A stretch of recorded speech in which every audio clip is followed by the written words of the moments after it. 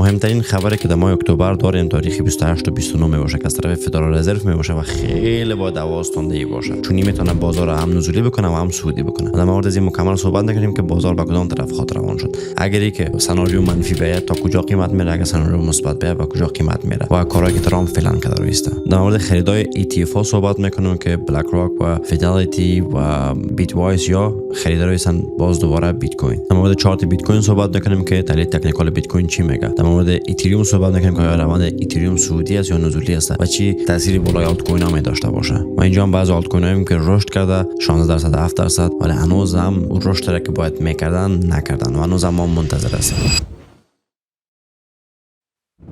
بریم ببینیم که آلت کوین سیزن چی وقت شروع خواهد شد، یا اینکه آلت کوین سیزن خلال شده و ما در آخر بازار بولرن یا بازار سعودی قرار داریم. به خاطر که اگر نرخ بره منفی بیاید و سیاست‌های آمریکا باز دوباره تغییر بکنه، ما میتونیم قیمت‌های پایین‌تر ببینیم. ولی اگر سیاست‌های از یاد تغییر نکنه و نرخ بره را بخواین که پایین برن و بدون شک ما میتونیم قیمت‌های بلندتر ببینیم. طلا را ببینید چه رقم رشد کرد، بیت کوین تیز زد به خاطر نرخ بره بود و به خاطر سیاست‌هایی بود که آمریکا در مقابل کریپتو گرفته بود. ترامپ می‌خواد که آمریکا را پایتخت کریپتو بسازه و به این خاطر کریپتو هم زیاد رشد کرد و ترامپ خیلی کوشش داره کریپتو را رشد بده، حالا به نفع شخصی خود یا هم به نفع ملت خود، ولی کار کرده رویسته. و یک خبر نومی بود که ترامپ رئیس بایننس از سیزی را بخشید که گفته که گناهکار نبوده و یه خاطر دولت بایدن بوده. ببین چی میگه. A lot of people say that he wasn't guilty of anything. He served 4 months in jail, and they say that he was not guilty of anything. That what he did, well, you don't know much about crypto. You know nothing about nothing. You fake news. Let me just tell you that he was somebody that, as I was told, I don't know. I don't believe. به منافرای خطاب میگن شما هیچ چیز در مورد هیچ چیز نمیفهمید. شما اصلا هیچ نمیفهمیدین. و بچه‌ای که در مورد کریپتو که میگن منظورش از چیزی است، نفر کریپتو که میگه. But I've been told by a lot of support. He had a lot of support. And they said that what he did is not even a crime. It wasn't a... بسیار سپورترهای زیاد داره و بسیار مردم ازی سپورت میکنن، بسیار کسا، و کاری که انجام داده یک تخلف نبوده، یک کرایم نبوده. A crime that he was persecuted by the Biden administration. به خاطر بایدن میگه آمد و بندی شد 4 ماه تقریبا. And so I gave him a pardon at the request of a lot of very good people. میگه ما را میبخشم به خاطر که از بسیار افراد خوب ما ریکوست یا درخواست داشتیم که ببخشه و من میبخشم. شوی بخشید و که خبرای خوب بود که هم تونست آستر رشد بکنه ارزش و هم بین بی رشد بکنه. به خاطر همین خبر که رئیس بایننس دیگه بخشیده شد، دیگه تحریما بالایش نیست و یک خبر خوب برای بایننس است و خبر خوب برای ارز بین بی است، چون که به ارتباط داره با بایننس، و یک خبر خوب برای ارزهای است که البته سیزی از اون مایه مثل آستر که دیروز تقریبا 10-15% رشد داشته. و همچنان کسی که بایننس ساخته سیزی میگه قبول کرده که بین بیت کوین و طلا امروی به پیتر شف، البته منظورش این است که اینا بین یک مصاحبه داشته باشن، یک میز گرد داشته باشن یا پادکست داشته باشن که در مورد طلا و بیت کوین صحبت کنه. این آقا که از رئیس سابق بایننس است و کسی که بایننس ایجاد کرده، و این آقا هم پیتر شف است، یکی از برسان بورشتای مارکت است که همیشه وقت توییتای میمونه و ضد کریپتو است و هیچ وقت هم کریپتو رو خوش نداشته و در بخش بازار مالی یا کار میکنه. این آن خجالت نمیشناسمش، فقط قوارش بده میاد به خاطر که ضد کریپتو است. من خوشم نمیاد، فقط تمام کدام چیز شخصی من براش ندارم، مشکل شخصی. با این طرفدار طلا است و این طرفدار بیت کوین است و ببینیم کدام از اینا برنده خواهد شد. و بدون شک که سیزی برنده خواهد شد به خاطر که بیت کوین نوآوری است و یک چیز جدید داخل تمام دنیای ما است. و همچنان میگه که اینجا یک شایعه است که رئیس جمهور ترامپ میخواد که ببخش رئیس FTX سام بانکمن فراید بوده و را باید ببخش. میگه میبخشم میشه، حالا اگه حرف است. نیو BNB surged 3.6% to 1121 our president Trump. وقتی که رئیس جمهور ترامپ بخشید سیزی را تقریبا 3.6% رشد کرد و قیمت به $1121 هر واحد BNB رسید. ریولوت میاره کریپتو داخل اروپا. ریولوت تو آمده و از قوانین میکا که فرانسه یا قبولش میکنن لیسانس گرفته و میتونه که میلیون ها نفر داخل کریپتو به شکل رسمی بیه و همچنان شما میتونید داخل صرافی بایننس هم بخرید که مشکل نداره، ولی لیسانس داره، اصلا لیسانس گرفته. فدرال رزرو در تاریخ 28 تا 29 اکتبر جلسه داره. اگر نرخ بره بالا بیاید قیمت پایین میه و اگر نرخ بره پایین بیاید قیمت بالا میره. شما خودتان میفهمین که امریکا یک کشوری است که بزرگترین ولیم خرید و فروش خود داره. یعنی یک کشوری است که زیادترین خرید و فروش اونجا میشه و پول بیشتر داره و دلار هم که از اونجا است و هر نوع پایینی و بالایی داخل اقتصاد امریکا تاثیرگذار است، حتی بر افرادی که داخل یک قریه داخل افغانستان هستند. نرخ‌های مواد اولیه هم بلند میتونه برده. پس از این خاطر خیلی مهم است. چانه‌زنی‌ها و گمانه‌زنی‌ها و یا هم که شایعاتی که فعلا هست تمامش به این است که نرخ بره باید پایین بیاید. حالا نرخ بره اگه 0.25 بیاید خوب است، بد نیست، ولی اگه 0.50 0.75 بیاید خیلی به مارکت عالی میشه و مارکت میتونه که یک دفعه‌ای بالا بره و هر قدر که مارکت بالا بره به این معنی است که هم کریپتو رشد میکنه، هم مارکت منظورم از تمام بازار است، کریپتو، استاک، طلا، همه چیزشون همگیشون رشد میکنه، خانه، همه چیز رشد کرده میره و اگر نرخ بره پایین بیاید یورو ارزشش بلندتر میره و دلار هم ارزشش پایینتر میره. و حرف آخری است که نرخ بره اگر بالا آمد قیمت پایین میه، اگر استیبل ماند بازم نرمال است، به می قیمت ها ما شما بالا و پایین میریم. اگر پایین اومد در بلند مدت میتونه قیمت ها رو بلندتر ببره. و فعلا هم که ترامپ با رئیس جمهور چین صحبت کردن که میخوان چند روز پیشروی ببینن و وزیر خزانه داری امریکا هم چنان میخواد که با وزیر خزانه داری چین صحبت بکنه در مورد تعرفه ها و این آن. به نظر من که پس دوباره حل میشه، به خاطر که هر دو طرف نمیخواد این کار شوه، چون بر دو طرف نقص میرسونه و به نظر من که نرخ ها پایین میاد، نرخ بره و قیمت ها خیلی زیاد رشد میکنه. و یکی که شما بسیار سوال کردین که ما از کدام صرافی استفاده بکنیم که برای ما یک پول اولیه بده. ببین صرافی ها برای بار اول که شما ثبت نام بکنین یک پول اولیه برای شما میده، نه برای همیشه، فقط برای بارای اول برای شما یک پول اولیه میده. مثلا میکسی داد برای کلگی من براتون ویدیو مونده بودم، کیسه یک داد برای کلتون ویدیو مونده و فعلا یک صرافی دیگه است که این هم برای شما پول اولیه میده. حالا حرف من چی است که شما میرین ثبت نام میکنین، یک سری از کارا رو انجام میدین و پول رایگان برای شما میده. وقتی شما پول رایگان هم میگیرین میتونین که با او ترید بکنین، یا اینکه شما در پولوی از یک ترید میکنین شما یک پول رایگان هم میگیرین که پول رایگان هم میتونین شما خارج بتین از صرافی، خروجی بتین، ویدرا بکنین یا هر چیز دیگه که میخواین میتونین که انجامش بدین. من فقط بهتون معرفی میکنم صرافی که شما میتونین داخل از این برین و از بونس های اولیش استفاده بکنین یک و هر وقتی که تریدتون بیشتر میشه هم قدر برای شما زیادتر پول بده. خوبی از این است که شما میتونین با ویزا کارت، ماستر کارت، گوگل پی و پال و مثلا 200 پیمنت میتود دیگه داره که شما میتونین با هر کدام از این بیاین بخرین کریپتو را و والیتون روان میکنین یک و اگر بفروشین همچنان با بانکایتون و بر هر جای بانک ترانسفر هم داره، وب منی و زیلو کسایی که میفهمن و بعضی چیزای دیگه هم داره که شما میتونین توسط در بانکایتون روان بکنین که چیزای خوبه صرافی است. و همچنان اگه ایونت داره که لینکش در دیسکریپشن براتون میمونم، برین ببینین. اول مین راجستر میکنین، وقتی راجستر بکنین پرایس ریکورد ببینین. فعلا از من چیز نیست به خاطر که من چیز کار انجام ندادم، برای شما هست.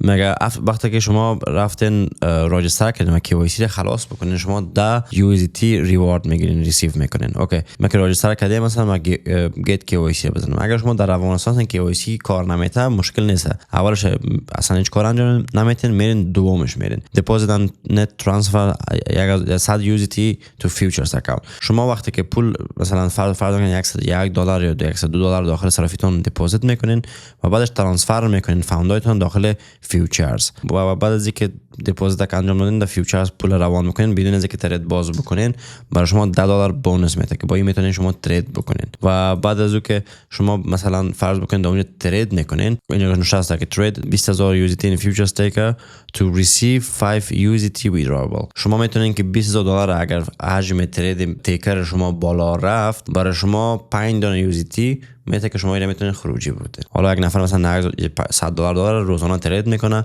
$20000 مثلا ظرف 5-6 تریدش میبره، بعدش میتونه که $5 هم رایگان بگه. حالا این مثلا خواستی کار انجام بده نخواستی کدام جبر نیست که من نشون نکنین که حالا $5 چیزی که من خود 20000 ترید بکنم. اگر نیست اصلا برین مثلا اسکیپ بکنین بخش بعدی ویدیو رو ببینین. $100,000 اگه ترید بکنین برای شما 25 دانه USDT میده. من بسیاری بچه‌ها رو میبینم که ترید میکنن و کدام بونس نمیگیرن. برای بار اول که شما انجام بدین برای شما میته از $100,000 اگر شما ترید بکنین $25 برای شما پول میته که شما میتونین یه خروجی بدین. و اول رجیستر باید بکنین، ایونت استارت میشه و ایونت اندد 25 سال 2025 11/14 اند میشه. یعنی 20 روز دیگه شما زمان دارین که این کار انجام بدین. 20 روز دیگه انجام دادین خوب، اگر ندادین دیگه پول براتون نمیاد و تاریخ امروز است 24 است. از تاریخ 24 20 روز به بالا برین مثلا تاریخ 14 ماه نوامبر فکر کنم که خلاص میشه و بعد از اگه ویدیو رو ببینین بی‌فایده است. ولی شاید هم این لینکی که برای شما در پایین ماندیم، لینک که شما برین ثبت نام بکنین داخل صرافی، وقتی کلیک بکنین شما حتما یک بونوس برای شما میاد. هر صرافی در اول برای شما یک بونوس میاد که بین اونجا ترید بکنین و مشکل نداره. و این هم صرافی بود که من برای شما گفتم اینجا میتونین در بخش مختلف اینجا برین کار بکنین. مثلا در بخش ایونت ها اگه بین آی دراپ ها هست برای شما رایگان بده و کاپی تریدینگ داره و اینا داره. فیوچرز اگه بین فیوچرز ترید هر ارز که بخواین میتونین که ترید بکنین. مثلا فرض بکنین من داخل فیوچرز و من اینجا ترید میکنم. حالا اینجا پیسه شما مارکت میتونین لیمیت میتونین تریگر اگه میخواین مارکت میشه وقت استفاده کنین میام لیمیت میگذارم میشه. فرض بکنین اماونتش میام اینجا کاست ولیو میمونه میشه که USDT باشه. کاست ولیوش که قیمت فعلیش یه 10099 این فلان مثلا میام 0.45 USDT میشه 0.0 چقدر میشه. مثلا فرض بکن $100 ما میخوایم اینجا شارت بگیرم لانگ بگیریم یا شارت بگیریم که مارجین $99 مارجینم هست. اوکی من اینجا به مثلا کراس ما یا ایزولیت بگیریم. ایزولیت به نظر من بهتر است. اگر شما این کار انجام میتین ترید میکنین لورج دارم 25 است تو میتونین تا 200 لورج بگیرین. پیشنهاد نمیکنم از 5 تا بالا زیاد نرین. یا بخش مارکت میگیرین اینجا مثلا می نورمال ولیو قیمت فعلی که از $11 زیادتر میتونین که ترید بکنین. مثلا فرض بکن $1000 ترید بکنین. وقتی شما $1000 نشته کنین پایین بر شما نشته میشه که شما $40 با ضریب 25 اگه $40 داشته باشین شما با $1000 میتونین که ترید بکنین. حالا فرض بکنین مثلا اگه من 120 بکنم $8 با $8 شما میتونین $1000 ترید بکنین. ولی خیلی ریسکش بالا زودم لیکوید تام میکنه. اینا متوجه باشین. پس این قسمت میتونین که داخل فیوچرز بازی بکنین. اگر خواست بودین در ویدیوی بعدی من برای شما یک فیوچرز ترید هم باز میکنم که شما متوجه شوین که چه قسمی کار میشه و چه قسم کار نمیشه. و اینم بود در مورد صرافی. اگر خواستین ثبت نام کنین لینکش در دسکریپشن هست برین و ثبت نام بکنین. اینجا ما ایتریوم داریم. ایتریوم روندش مثلا نه چندان خوب به نظر میرسه به خاطر قیمت میتونه که از اینجا پس دوباره پایینتر بیاید. حس من میرمه که قیمت پایین میاد. اگه حتی مگر نرخ بره پایین بیاید قیمت بعد بوم یک بالا بره پس دوباره پایین میاد به خاطر که اینجا لیکویدیشن وجود داره. مردم اینجا اوردرهای خرید باز کردن. اوردرهای خرید از صرافی باید پر بکنه و اینجا بیا اوردرهای خرید پر شه و بالا بره. اولین جایی که من بخوایم ایتریوم بخرم قیمتای می باشه 3432. قیمت اگر پایین بیاد از اینجا امکان زیاد داره که پس دوباره بالا بره و تا سقف بعدیش که بالا بره میتونه 37% برای من هر واحد ایتریوم به من فایده بده که به نظر من بهتر است و عالی است. و فعلا هم اینجا ما رنج هستیم که کف اینجاست و سقف اینجا است. حالا مثلا هفته‌وار اگه ببین هفته‌وار جالب نیست خیلی، ولی اگه خوبی که اینجا داره شادوها رو پایین است. یعنی شادوها وقتی رو پایین باشه به این معنی است که بازار به اون سمت نمیخواد بره. هفته هاست که شادوها پایین است ولی امکان زیاد میره که اینجا بیاد و حتی بشکنن تا قیمت 2800 بریم و از اینجا پس شروع بکنیم رو به بالا رفتن. دلیل میتونه که از ایتریوم باشه و 4 ساعته که بیایم کف بلندتر و کف بلندتر داریم. کفا رو با هم وصل بکنیم و اینجا هم سقفای پایینتر و باقی دیگه خود وصل بکنیم برای ما یک ویج معاملاتی شکل میده. ویج معاملاتی چی است بچه‌ها؟ من در ویدیویی که داخل پرایس اکشن هست لینک شده بالا مونده برای شما میتونین برین ببینینش. و این معنی است که بازار وقتی میخواد رشد بکنه بین از اینجا، حالا فرض کن از اول براتون بیارم میشه، از اینجا بازار میخواد رشد بکنه رو بالا میره پس دوباره میاد در کف میرسونه ولی کفش بلندتر است و از این پس دوباره بالا میره پس دوباره پایین و داخل اینمی رشد تا بالا رفته میره تا زمانی که گزیره. و همون قسم گفتم اگر قیمت بتونه که بالا بشکنه به اون اندازه که اینجا شکل گرفته به می اندازه میتونه قیمت بالا بره و اگر پایین بشکنه رو به پایین میره. حالا فرض بکنید چرا مثلا همچه حرف را میزنه که قیمت میتونه پایین بره؟ دلیل چی است؟ بچه‌ها ببینید خب اینجا بسیاری پوزیشن های لانگ است هر کس خریده. قیمت وقتی بالا میره یعنی بدل خود بالا نمیره. اینجا خرید زده شده که بالا رفته، نه خب منطقی است. اینجا هم خرید زده شده که قیمت بالا رفته، اینجا هم خرید زده شده که قیمت بالا رفته. پس به اینجا مونده اصلا هم اسپات مردم خریده هم فیوچرز خریده، هم اسپات هم فیوچرز قیمت بردن رو به بالا. پس وقتی چرا قیمت وقتی می اینجا شکستانده میشه قیمت یک دفعه شارپی بغلط پایین میره بالا، همچنان اینجا کلگی شورت گرفته فروخته. حالا یک دفعه چرا قیمت پایین میره؟ سوال خوب است.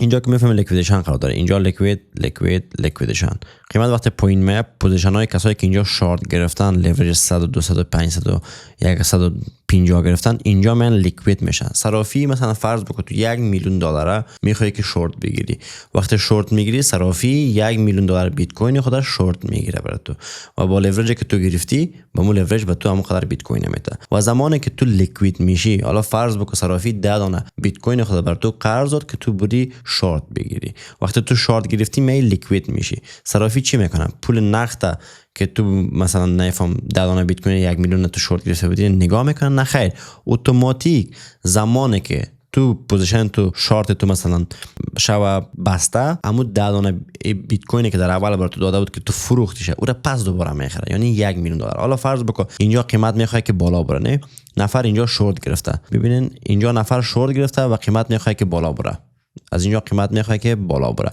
نفر اینجا شورت گرفته و اینجا باید لیکوید شوه، اینجا مثلا باید لیکوید شوه. چرا؟ یک دفعه صرافی باید بخره، به خاطر صرافی به تو قرض میده و وقتی پوزیشن شارت لیکوید میشه تبدیل میشه همون قدر پولی که صرافی به تو قرض داده به لانگ تبدیل میشه و همون اندازه که شما لانگ میگیرین صرافی اسطای خود بر تو میته و مفروشه و لانگ میگیره بر تو و به اون شکل صرافی میایه وقتی که دوباره بسته شد شورتش میکنه، مفروشه مکمل اسطایی که داره و از همون خاطر از قیمت وقتی پایین میایه تمام پوزیشن های لانگ که اینجا گرفته شده تبدیل میشه به شورت.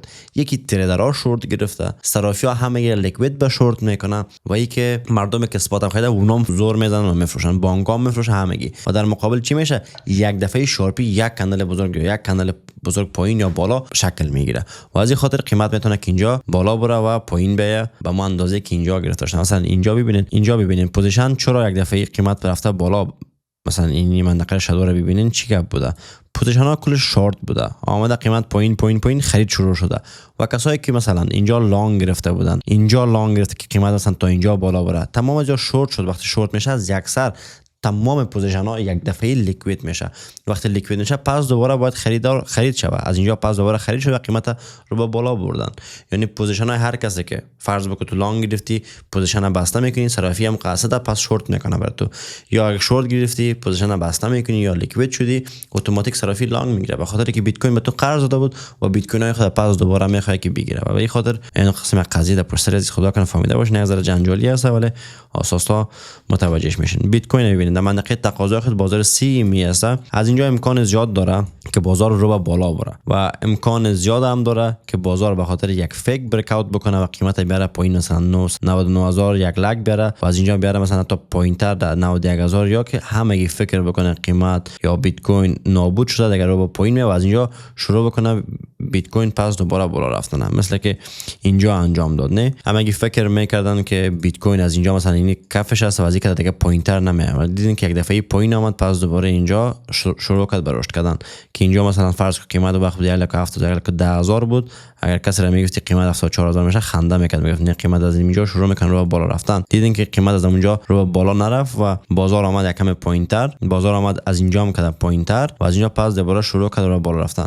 و اینجا هم خیلی امکان داره که پس مثلا از این منطقه پس دوباره بیاد اینجا ببینیم که از اینجا شروع بکنه بالا بره ولی فکر میکنم یک بار دیگه هم لیکوید هم میشه و بعدش دوباره قیمت بالا بره. حالا استراتژی موتو چی است؟ اینجا استراتژی موتویی است که به منتظر فدرال رزرو باشیم، بانک خبر یک روز در جریان باشه، مثلا خبر آمد یک روزش ما هیچ کار انجام ندیم، روز دوم سومش میبینیم که بازار هی ریخترایسته میره میخریم، میفهمیم که خبر خوب است ولی بازم همون زمانی که خبر میاد ترید نمیکنیم، میایم منتظر میباشیم تا زمانی که خبر ارزش خود داخل مارکت دست بده و سرمایه‌گذارا همشون احساساتی عمل بکنن و بفروشن. فرض کن خبر خوب است ولی همگی میفروشن. اینجا چی به نظر تو منطقی است؟ منطقی است که ما تو بخریم به خاطر بلند مدت بازار سعودی است. اگر بیت کوین نمیشه 90,000 میشه 89,000 میشه 70,000 ما و شما فقط خرید میزنیم و منتظر از هستیم پس دوباره ایتیج بزنه و در ایتیج ها باز میتونیم که دوباره بفروشیم و هم ایتریوم از آلت کوین ها کمک دور میباشیم به خاطر اگر بازار نزولی شوه آلت کوین ها بعد رقم ریزش میکنه و منتظر میباشیم که ایتریوم و بیت کوین چیکار انجام میده و نظر به او بریم پوزیشن میگیریم. حتما این ویدیو رو لایک بکنید، با دوستاتون شریک بسازین، سابسکرایب ما رو داشته باشین، زنگوله رو فشار بدین که اولین نفر باشین که ویدیوهای تحلیلی رو میبینین، چون ویدیوهای تحلیلی که شما حال میبینین برای 2 روز بعد دیگه به درد نمیخوره. شاید فردا مکمل کانسپت تغییر بخوره و بریم یک ویدیو جدید جور بکنم بگیم که بازار خیلی زیاد سعودی است یا خیلی زیاد نزولی است که شما بتونین در عین وقت و در اسرع وقت بتونین که ویدیو رو ببینین. خداحافظ، ناصر همه شما.